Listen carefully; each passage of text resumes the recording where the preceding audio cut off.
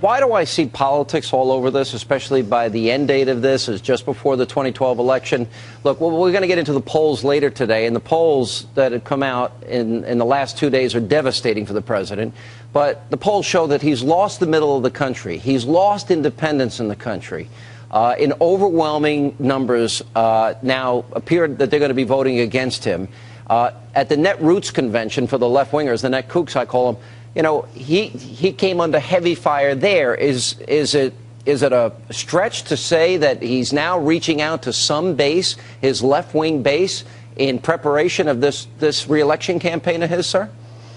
Well, he may be trying to solidify it, but frankly, my experience is the left always comes home to their candidate. So I wouldn't bank on that, of course. But it's the great independent voter.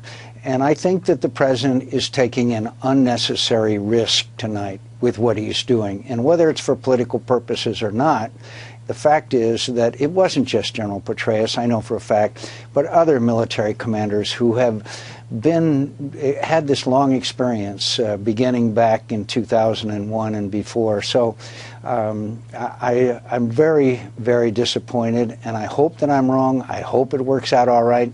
But the risk now that is being taken tonight, I don't think we should subject our men and women to. Senator, how could it possibly work out all right? How does this work out all right if we don't leave the troops in there and we don't ensure victory? How is it possible? The job's not done. The only way that I think that happens is at great risk. We are able to succeed in spite of the very significant reduction in our capabilities by this early withdrawal. And I hope and pray that that gamble succeeds. I think it was an unnecessary risk. All right, the president made this decision, which I think he should have made it sooner. I think he should have given the generals what they wanted, but he did their deed delayed. But he did agree to send the 33,000 troops in. In Libya, he gets on board with this military action and almost immediately pulls back from what America's role was going to be in this thing. And he actually is now making the absurd claim that we're not involved in hostilities, even though bombs are in fact being dropped and we're spending about $10 million a day in Libya. What does it say about the president? Is he incapable of seeing these things through? Is it the conflict within him ideologically? Is he torn politically on how this is going to affect him? He's not doing well in the polls, etc. I mean, there seems to be some conflict within him going on. Well, as you know, it's been described by members of his administration as leading from behind.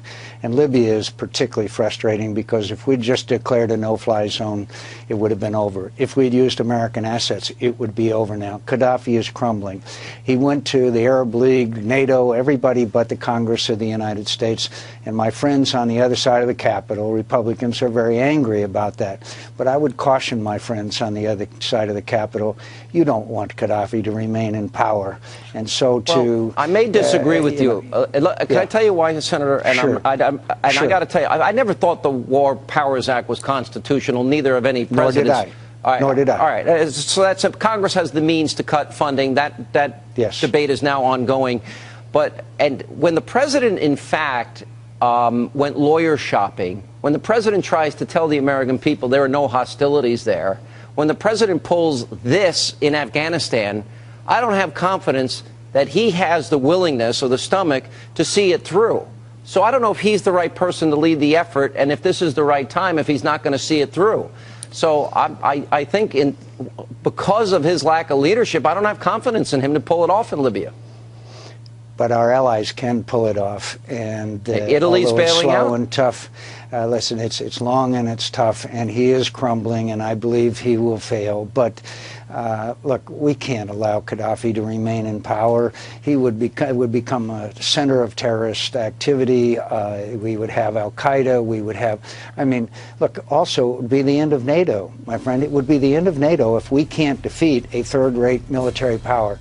Now there's a huge amount at stake here in Libya, and I wish the president would use more of our assets. We could take him down. All right. Italy pulled out. Very precarious there as well. Senator, appreciate you being with us. Thank you. Thank you. And coming up, our live post-game